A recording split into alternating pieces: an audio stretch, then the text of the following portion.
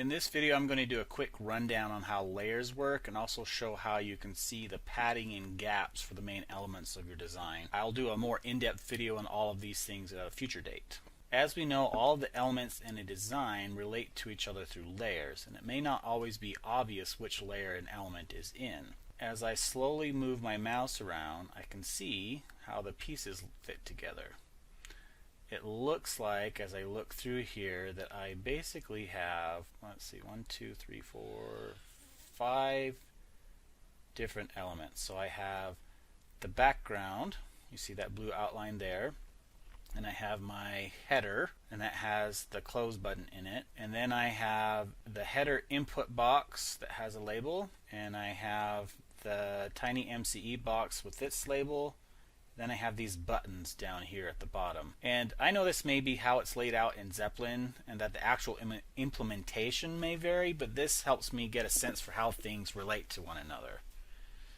If I right click on an element, I can see how the layers for this item relate to each other. So I'm going to go ahead and I'm going to select this H stack here. You see if I move up that now this has an orange outline on it, which indicates it's the parent layer to the header text and the close button. So orange outline, parent right there for me. So as we're looking at this, I see that add FAQ is inside an H stack layer. H stack, by the way, stands for a horizontal stack. You may also see V stack, which is a vertical stack of elements. It's inside the pop-up add FAQ layer, which is in itself inside the pop-up add FAQ. That's the base element of the entire design here. And you can do those same things depending on which element you click on. So here if I have a button, if I right click on it, I see that it's button base, and then I see the primary button, and keep going up, carousel, and on to the top of it. Okay, those are just how those layers are labeled. That may not actually indicate that that's how that element is to be used.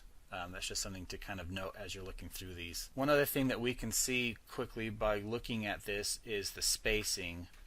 To see that, if I click on the background here, you see the background, the blue line around the outside of it tells me which layer I will be on. Over on the right hand side, you get this little grid over here.